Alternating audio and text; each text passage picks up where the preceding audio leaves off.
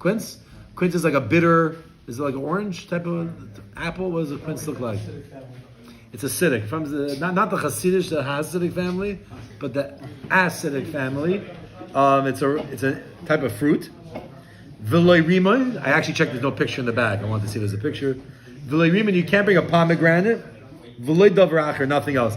If you don't have an esrog, you can't say, oh, you know what? I'll bring a pomegranate. I'll bring a quince. I'm assuming the reason why the Brisa shows these fruits is because they have a similar look as the esrog. Like, I don't know. It didn't say don't bring a. Oh, very good. It even looks like a lemon. Don't bring that. By the way, random fact. Let's say on Rosh Hashanah you don't have an apple to dip into the honey, and you want to get the skula, whatever it's brought down. Maril, it's a famous thing to dip in. You don't have an apple.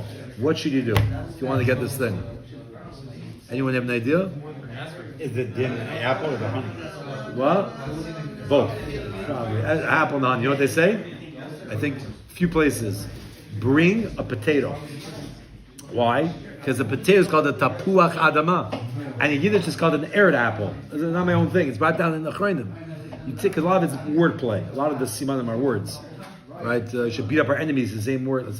So take a potato and you dip it into the honey. Sweet potato. Sweet potato. All right. Kiviyetz is just one altogether. It's good. So if you don't have an esrog, do not bring these fruits. Okay. What? Oh, it's a different Hebrew name. So then, it doesn't work. It's out. Okay, so far the Brisa says interesting facts, but it has not been the question yet. The Brisa continues.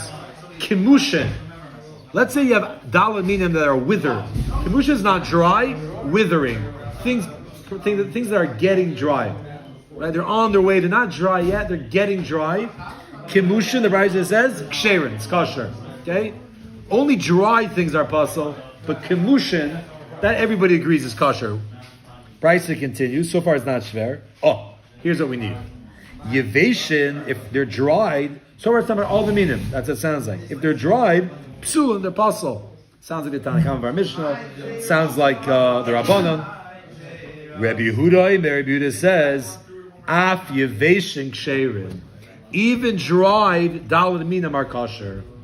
You have a mefurish brisa that it seems on face value, it's talking about all the daled minim.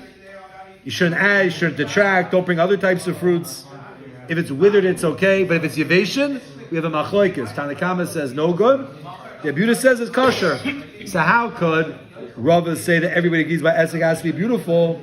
You have a mefurish brisa. Yehuda says that yeveshin are ksherin. And we have a story about this. Yehuda says, to continue the Brisa, Maisa, there was a story, turn the page. B'nei Kraken, people of the city people, okay, not Manchester, which is like a shtickle, I don't know if we're a city or a suburb, but people live in Manhattan. You have a real city, what? Lakewood. A real city. Shoyu Meirishin es lulavein lebnei b'neihan. They would bequeath, they would, as an inheritance, they would give their lulavim year after, when they passed away, they would give their lulavim to their grandchildren. Right? They lived in the city, there were no lulavim, there were no date palms, their mama's stuck. This is what it used to be like in the olden days, just letting you know. The mama didn't have fresh aluminium like we have now. There's usually like one esrog for the city or one lulav. You look in the Achreinim and place when they talk about dalminim in those times, we have one esrog, what should we do? It was a different world. So Yehuda says, I'm telling you a Maisa, people took their old lulavim and gave them to their grandchildren.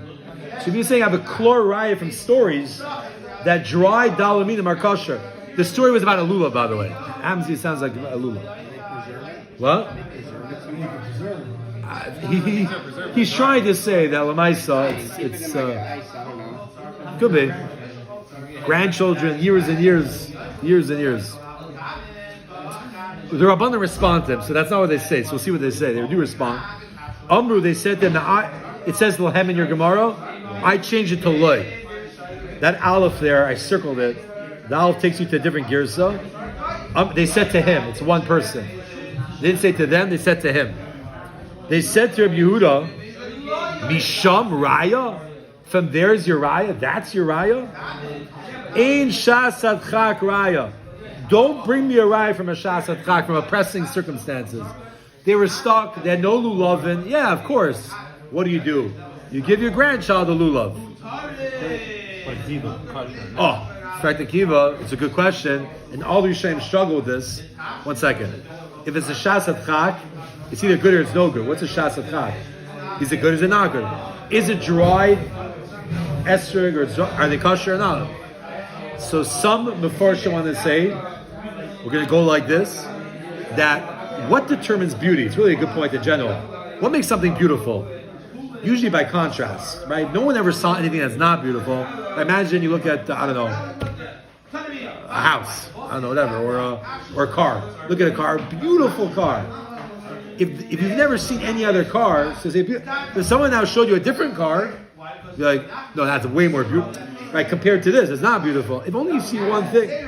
So Chazal say, you're in a city, you're in Manhattan, and there's no other lulavin, so this is a beautiful lulav. It means there's nothing else out there. And that's Takad halacha. I'm pretty sure the halacha is, if you're stuck, and there's nothing else besides for this dry thing, then that's beautiful. That's all you have. That's all you have. Maybe if let's say all of it looked like this, would you say it's not beautiful? Relative. It's not nice. Okay, so you don't like that shot. Other Mefarshim say. No, I'm saying it stops at some point. It's all all these stories when they in the war they had Shots. beautiful thing out there, right? no, it's true, but So Aaron, so some Mefarshim say they're bothered by his thing, and they say that it means there's such a concept, and we'll see it actually in a second. Shaloi tishtaka. There are times you do things in a way that should not be forgotten. Let's say you don't have a Sefer Torah by COVID. I don't know if you remember by COVID, a lot of Rabbanim said, take out a Chumash and lane Kriyas from the Chumash. Were you Yitzhak Kriyas Torah? No, you're not. But it's Kedei Shaloi tishtaka. It brings it down the halacha. Kedei Shaloi tishtaka teres Kriya. It's a concept of like, do it anyways, but you're not Yitzhak the mitzvah. We don't want people to forget about it. So it could be over here also saying, bring me right from there, it's a Shas Adchak. You weren't Yitzhak, but not Yitzhak. But it seems that he's saying that they did. He held they were abusive, but they were saying, that's not a raya. You're stuck in the city, they know you love him. It's a Shas Adchak. And they don't want people to forget about the mitzvah. But you weren't Yitzhak. I guess they would say you didn't make a bracha on it, yeah. According to Aaron's shot, you would make a bracha on it. I think that's to be nafkamina. Yeah. You would? Yeah. So you don't forget? No. For not forgetting, you wouldn't. But if relative beauty, and that's what you left with, then you would make a bracha on it. It's a beautiful lulav. End quote of the brisa. It was a very long brisa. But what do you see from this brisa? You can get I don't know about that. No, I'm not sure. Says the Gemara, Katani Mihas. Mihas means at any rate. At any rate, what do we see in this brisa? Katani Mihas. At any rate, it's written in this brisa. Rabbi Yehuda says, Afia Veishik Sherin. Even all of the dalaminim that are dry are kosher. My lab, is it not referring to esrog? Also the esrog? Rabbi Yehuda seems to say even esrog doesn't need to be beautiful. How could Rava say no? Esrog everybody holds is okay. The Gemara says an obvious answer, and for the Gemara law, no, you're wrong. Alulav, he was only going on the lulav. He wasn't going on every one of the dalaminim. Just the lulav, he said Yevation is kosher. It's not geshmak. When you read the Mishnah, when you read that brisa, it sounded like it's going on all the dalaminim. But he says that line was referring to the Dasim and Rav is also. The Dasim and the Rav is also. No? Yeah. Just the essence needs to be good. Yeah. Says the Gemara another question. Sorry. Not another question. Once the Gemara said this brisa, we're going to go off topic for a second and discuss the brisa, a few things he said. Yeah. The brisa doesn't read like that. It's talking about the points and the other things. Yeah. Moshe is asking, the brisa seem to have read, especially before, Venesra, Yevation. Sounds it's a problem, but that's what they say. Once he quoted the brisa, the Gemara goes off topic, and the Gemara says, Amar Mar. Amar Mar means master said, means a quote from something in the brisa. We don't really care who said it. Master said, whoever that was in the brisa said that what? Kishem Shem Poiksaman, the same way you can't decrease from them, Tachem is Sifla, you can't add on to them. Right? Now that I add on the Dal Minim. In fact, the Gemara Pshita. This is obvious. We know a rule, you can't add on to a mitzvah. Now that I add or decrease, what's the major chiddush here? That by Dal Minim you can't take Hey Minim. Sounds pasha. So the Gemara answers, Ma'od Tema, you might have thought to have said, Hoyol, since V'am Reb Yehuda holds Lulav Tzarech Eged, Reb Yehuda is of the opinion that a Lulav needs to be bound together. The Lulav, Hadasim, and the Ravis need to be bound together. V'maisi min achri, if you bring a different species, Hailu Chudekoi, V'hailu Chudekoi. If the Lulav, the Hadasim, and Ravis need to be bound together, then when you bring another fourth thing, who cares? It's not part of the binding. If it's not part of the binding, we don't view it as being so much a part of the lulav. So it's not like you're adding anything, right? Imagine you have your lulav, it's all bound together, and you're also holding, I don't know, a pen, a pencil. It's no shaykhs, it's not together with them. Bounding is so fundamental that if you're not part of the binding, you're not part of the mitzvah. So maybe according to beauty, you want to put a pencil in your hand? Okay, who cares?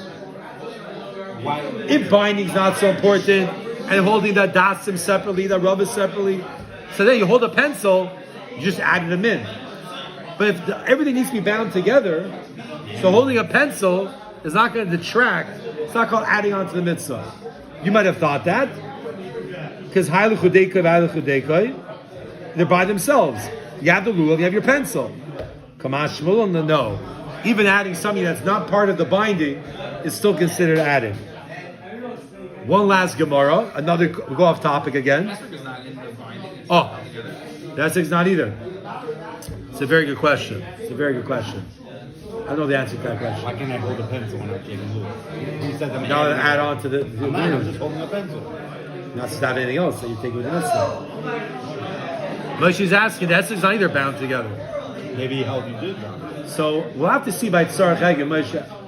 I don't know the answer to the question. Maybe I'll try to look it up. Maybe by Tzarech Eged. I don't know where Buddha holds. Maybe something different about it. You put an esrog also. I wasn't sure. I don't remember it. But I hear the question. If those need to be bound together, I hear the question. Right. Okay, the Gemara goes off topic. One other thing. Omar Mar, Master said, quote from the Baisa. Lo matzah esrog, if you don't have an esrog, you won't find one. Lo yav, you don't bring lo rimoin, a pomegranate, lo parish, a quince, lo davrach, or nothing else. So on that, the Gemara says, pshita. Who would have thought a guy doesn't have you don't have a shofar. Maybe bring a horn. Like, come on. If you don't have an esrog, you don't have an esrog. What's the shiloh? Mao the tema, you might have thought, Laisi, bring it. We don't want people to forget about the Torah of an esrog, right? If you only have 3 minim, people are going to think, oh, right, no such thing as an esrog. If you bring a different one, then at least people remember about it. Kamash Malon, no, don't do it. There's a reason not to. Zimnin de nafech churbamine. There are times where destruction, churba's destruction, nothing will come out from it. There's actually a consequence. The osila misraf. People will become accustomed. Misraf means accustomed. Right? Oh, next year I have an esrog, I'll bring a quince instead. I'll bring an esrog. I'll bring a pomegranate. I'm not going to bring an esrog. You might come to do this and get accustomed to it. So we'd rather don't bring anything than to bring the wrong thing. They say the same thing about a dry lulav. By dry lulav, very good. By dry lulav, there, according to Aaron's Pshat, put the shtakach also maybe, because it's the same min. So you're going to realize I'll get a nicer, you're taking a, yeah. So here, you're taking something random. You might get confused. Right. You won't get confused. Right. You know it says lulav in the Torah, you know you should bring a lulav, and you probably know you should bring a nicer one. Here, you might get also, it doesn't say the Torah creates something, it doesn't say what fruit it is. We know al pi pshatim and chazal that's necessary. You might also make a mistake based on that.